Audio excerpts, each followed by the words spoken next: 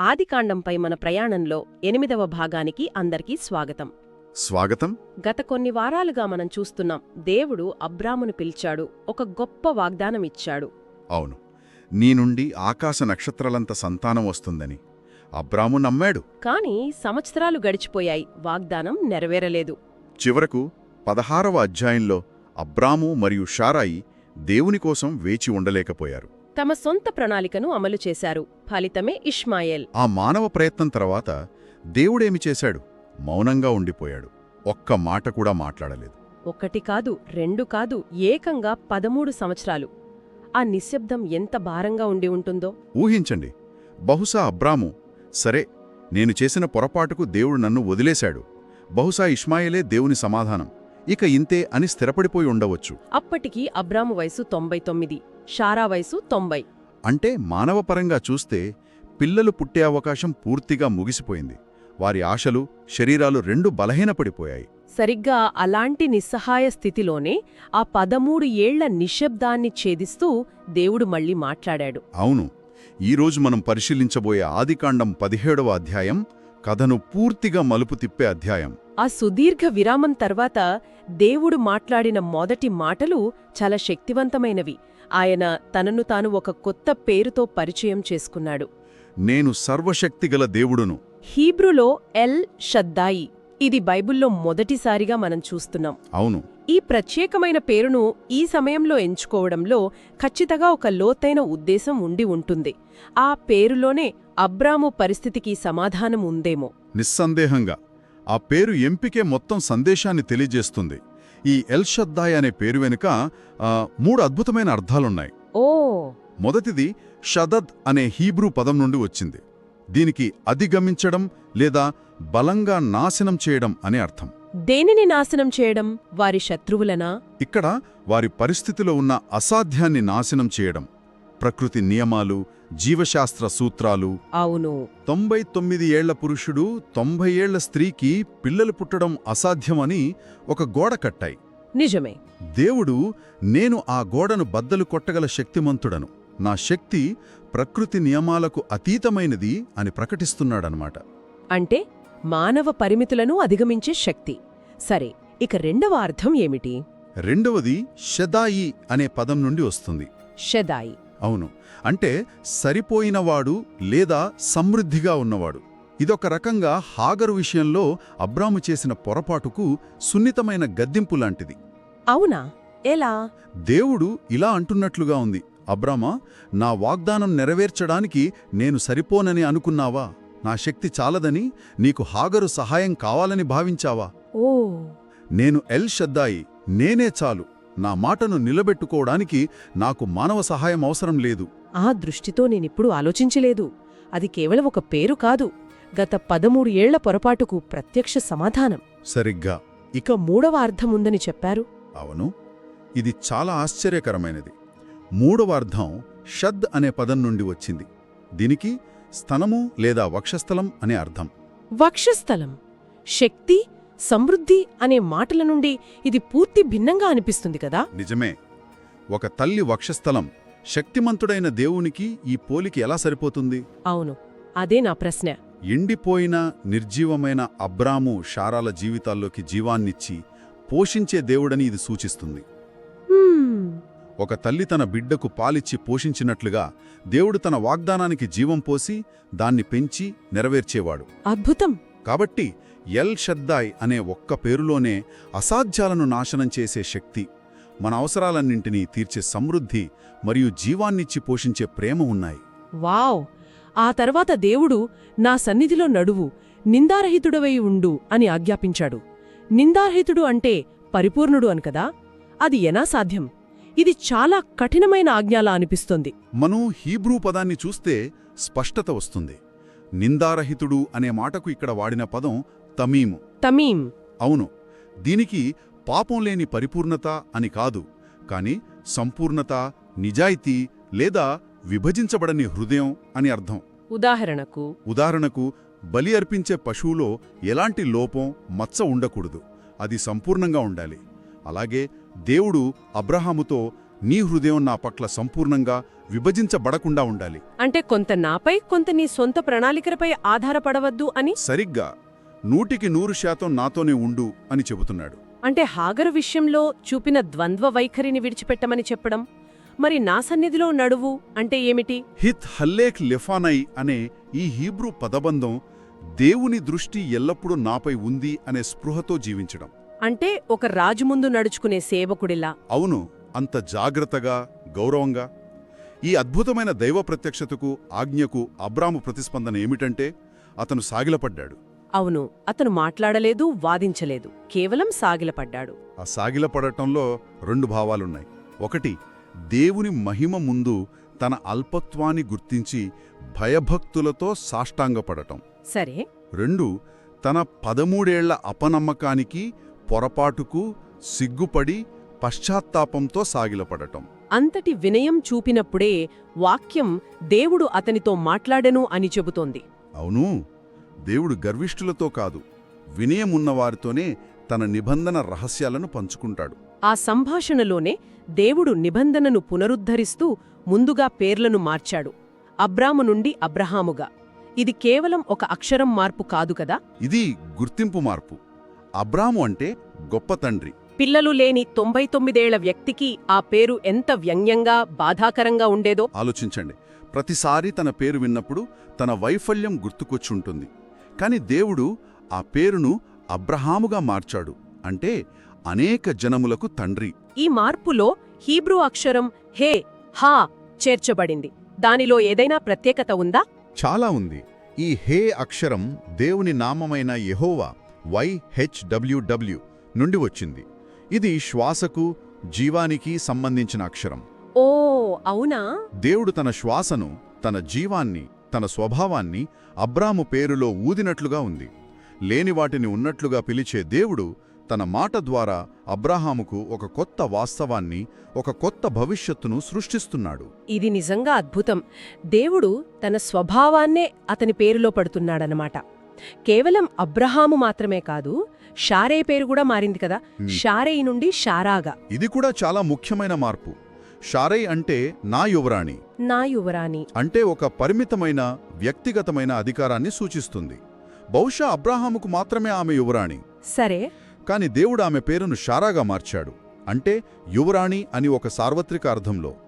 ఆమె కేవలం అబ్రాహాము ఇంటికి మాత్రమే కాదు, అనేక జనములకు తల్లి అవుతుందని, రాజులు ఆమె నుండి వస్తారని దేవుడు చెప్పాడు. అంటే దేవుడు స్పష్టం చేస్తున్నాడు, నిబంధన కేవలం అబ్రహాముతో కాదు, షారాతో కూడా అని. గర్భం నుండే రావాలి. ఈ నిబంధనలో కనాను దేశాన్ని నిత్య స్వాస్థ్యముగా ఇస్తానని కూడా వాగ్దానముంది. నిత్య అంటే ఎప్పటికీ అని కదా. అవును. హీబ్రూ పదం ఓలం అంటే శాశ్వతం. దీనికి 2 స్థాయిల అర్థాలున్నాయి. ఒకటి, భౌతికంగా ఇజ్రాయేలీయులు కనాను దేశాన్ని స్వాధీనం చేసుకున్నారు. కాని రెండవది, కాని హెబ్రీ పత్రిక చెప్పినట్లుగా అబ్రహాము కేవలం ఒక భౌతిక దేశం కోసం ఎదురుచూడలేదు, కాని మరి శ్రేష్టమైన దేశమునకు, అంటే పరలోకానికి సూచనగా ఎదురుచూశాడు. ఓ కనాను అనేది పరలోక రాజ్యానికి ఒక ఛాయ అన్నమాట. అవును. అయితే వీటన్నిటికన్నా గొప్ప వాగ్దానం, నేను వారికి దేవుడనయుందును. దేవుడు బహుమతులివ్వడమే కాదు, తననే తాను బహుమతిగా ఇచ్చుకుంటున్నాడు. ఇదే నిబంధన యొక్క పరాకాష్ఠ. ఇప్పుడు కొంచెం ఇబ్బందికరమైన కాని చాలా ముఖ్యమైన విషయానికొద్దాం. సున్నతి ఆచారం. నిబంధనలో ఇది మానవుని బాధ్యత. అవును. దేవుడింత ప్రత్యేకమైన, బాధాకరమైన గుర్తును ఎందుకు ఎంచుకున్నాడు? దీని వెనుక లోతైన ఆధ్యాత్మిక అర్థాలున్నాయి. మొదటిది, ఇది ఒక గుర్తు. హిబ్రూలో ఓత్. ఓత్ దేవుని ప్రజలకు, ఇతరులకు మధ్య ఒక స్పష్టమైన భౌతిక గుర్తు. రెండవది, ఇది నీతికి ముద్ర. సున్నతి అతనికి నీతిని ఇవ్వలేదు, కాని అతనికి ఇప్పటికే ఉన్న విశ్వాసాన్ని ధృవీకరించింది. మూడవది, ఇది శరీర సంబంధమైన పాప స్వభావాన్ని తీసివేయడానికి గుర్తు. జీవాన్నిచ్చే పునరుత్పత్తి అవయవాన్ని శుద్ధి చేయడం ద్వారా వాగ్దాన సంతానం మానవ శక్తి వల్ల కాదు, దేవుని కృప వల్లే వస్తుందని సూచిస్తుంది. అంటే మానవ ప్రయత్నం యొక్క ముగింపునకు ఇది ఒక భౌతిక చర్య అన్నమాట. సరిగ్గా. చివరిగా, ఇది రక్త సంబంధమైన ఆచారం. ప్రాయశ్చిత్తం కోసం రక్తం చిందించబడటం అవసరమని, శిలువపై మెస్సియా మన కోసం ఛేదింపబడుటను ఇది ముందుగానే ఛాయగా చూపిస్తుంది. 8వ రోజున సున్నతి చెయ్యాలనే నియమం వెనుక ఏదైనా నిర్దిష్ట కారణముందా? అది యాదృచ్ఛికంగా అనిపించడం లేదు. లేదు, అస్సలు యాదృచ్ఛికం కాదు. ఇందులో వైద్య మరియు ఆధ్యాత్మిక కారణాలు రెండూ ఆశ్చర్యకరంగా కలిసి ఉన్నాయి. అవునా? వైద్యపరంగా ఆధునిక విజ్ఞానం ప్రకారం శిశువు పుట్టిన 8వ రోజున రక్తం గడ్డకట్టడానికి అవసరమైన విటమిన్ కే మరియు ప్రోత్రాంబిన్ స్థాయిలు వారి జీవితకాలంలోనే అత్యధికంగా ఉంటాయి. అంటే శస్త్రచికిత్సకు అత్యంత సురక్షితమైన రోజు. అవును, వేల సంవత్సరాల క్రితమే దేవుడిచ్చిన ఈ ఆజ్ఞలో ఇంతకి వైద్యపరమైన ఖచ్చితత్వం ఉండటం ఆశ్చర్యం. మరి ఆధ్యాత్మికంగా దాని ప్రాముఖ్యత ఏమిటి? ఆధ్యాత్మికంగా బైబిల్లో 7 పాత సృష్టికి సంఖ్య. 8వ రోజు ఒక కొత్త ఆరంభానికి, పునరుత్థానానికి గుర్తు. ఓ, క్రీస్తు కూడా వారం మొదటి రోజున అంటే 8వ రోజున మృతుల నుండి లేచాడు. సరిగ్గా. కాబట్టి 8వ రోజు సున్నతి అనేది పాత స్వభావాన్ని విడిచిపెట్టి క్రీస్తు పునరుత్థాన శక్తి ద్వారా కొత్త జీవాన్ని పొందటానికి సూచనగా ఉంది. ఇంతటి గొప్ప వాగ్దానం, కొత్త పేరు, గుర్తు అంతా బాగుందనుకుంటే 17వ వచనంలో ఒక ఆసక్తికరమైన సంఘటన జరిగింది. అవును, 90 ఏళ్ల షారాకు కుమారుడు పుడతాడని విన్నప్పుడు అబ్రహాము సాగిలపడి నవ్వాడు. ఇది అపనమ్మకమా? ఇది మనం జాగ్రత్తగా అర్థం చేసుకోవాలి. తర్వాత 18వ అధ్యాయంలో శారా నవ్వినట్లుగా ఇది అపనమ్మకపు, వ్యంగ్యపు నవ్వు కాదు. ఓ, అబ్రహాము సాగిలపడి ఆరాధనాభావంతో నవ్వాడు. అది ఆశ్చర్యంతో కూడిన ఆనందనవ్వు. దేవుడు ఇంత మంచివాడా, ఇది నిజంగా సాధ్యమా అని ఆశ్చర్యపోవడం. అందుకే దేవుడు కోపపడలేదు. బదులుగా ఆ కుమారునికి ఇస్సాకు అని పేరు పెట్టాడు. హీబ్రూలో ఇస్సాకంటే అతడు నవ్వును అని అర్థం. దేవుడు అసాధ్యాన్ని సుసాధ్యం చేసి మానవ దుఃఖాన్ని ఆనందకరమైన నవ్వుగా మారుస్తాడని ఆ పేరు ఎప్పటికీ గుర్తుచేస్తుంది. అవును. కాని ఆ నవ్వు తరువాత అబ్రహాము మొదటి ఆలోచన ఇష్మాయేల్ గురించే. ఓ, ఇష్మాయేలు, నీ సన్నిధిని బ్రతుకవలేనని వేడుకుంటున్నాను అన్నాడు. 13 ఏళ్లుగా పెంచుకుంటున్న కొడుకు మీద ప్రేమ. చాలా సహజమైన ప్రార్థన. అతడు ఇష్మాయేల్ను ప్రేమిస్తున్నాడు. కాని దేవుని జవాబులో ఒక ముఖ్యమైన పాఠం ఉంది. ఏమిటది? దేవుడు స్పష్టంగా చెప్పాడు, నిశ్చయముగా నీ భార్య అయిన శారా నీకు కుమారుని కనును, అతనితో నా నిబంధనను స్థిరపరచెదను. అంటే నిబంధన ఇస్సాకు ద్వారానే అని. సరిగ్గా. నిబంధన మానవ ప్రయత్నం ఇష్మాయేలు ద్వారా కాక దేవుని అద్భుతం ఇస్సాకు ద్వారానే నెరవేరుతుందని దేవుడు స్పష్టం చేశాడు. మన మంచి ప్రణాళికలు దేవుని ఉత్తమ ప్రణాళికలకు అడ్డు రాకూడదు. అయితే దేవుడు ఇష్మాయేలును విడిచిపెట్టలేదు. అదే సమయంలో దేవుడు ఇష్మాయేలును కూడా ఆశీర్వదించాడు. అతడు ఒక గొప్ప జనం అవుతాడని వాగ్దానం చేశాడు. ఇది దేవుని సామాన్య కృప. కాని రక్షణ నిబంధన మాత్రం ఇస్సాకు ద్వారానే కొనసాగుతుంది. ఇంతకీ ఈ కొత్త వాగ్దానానికి, బాధాకరమైన ఆజ్ఞకు అబ్రహాము ఎలా స్పందించాడు? ఈ సంభాషణ ముగిసిన తర్వాత అతను ఏం చేశాడు? అతని విధేయత ఆదర్శప్రాయమైనది. అది 3 రకాలుగా ఉంది. ఒకటి తక్షణ విధేయత. అవును, వాక్యం స్పష్టంగా చెబుతోంది. ఆ దినమందే ఆజ్ఞను పాటించాడు. సోమవారం నుండి మొదలు పెడదాంలే అని వాయిదా వేయలేదు, ఆలస్యం చెయ్యలేదు. మనం తరచుగా చేసే పని అదే. మంచి నిర్ణయం తీసుకుంటాం, కానీ అమలు చేయడానికి ఆలస్యం చేస్తాం. సరిగ్గా. రెండవది ప్రశ్నించని విధేయత. ఎందుకు? ఇది అవసరమా? 99 ఏళ్ల వయసులోనా అని వాదించలేదు. దేవుడు చెప్పాడు, అతను చేశాడు.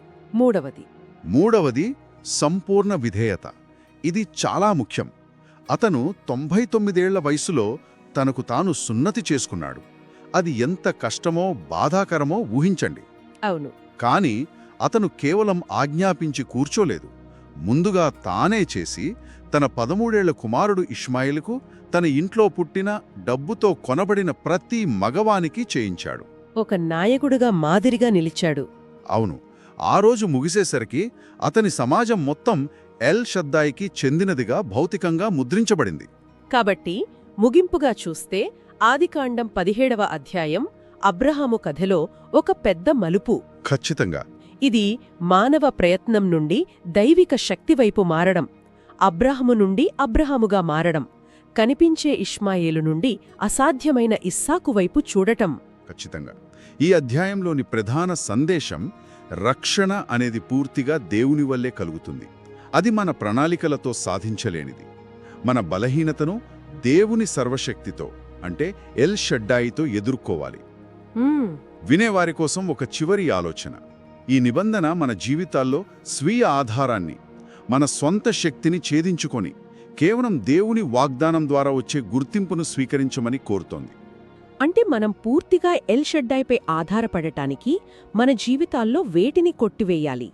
అవును. ముగించడానికి ఇదొక శక్తివంతమైన ఆలోచన. ఈ అద్భుతమైన వాగ్దానం తర్వాత అబ్రహాము గుడారానికి కొంతమంది ప్రత్యేక అతిథులు వచ్చినప్పుడు ఏమి జరిగిందో తెలుసుకోవడానికి మా తదుపరి భాగం కోసం వేచి ఉండండి. తప్పకుండా. ఈ చర్చ మీకు సహాయకరంగా అనిపిస్తే దయచేసి మా ఛానల్కు సబ్స్క్రైబ్ చేసుకోండి.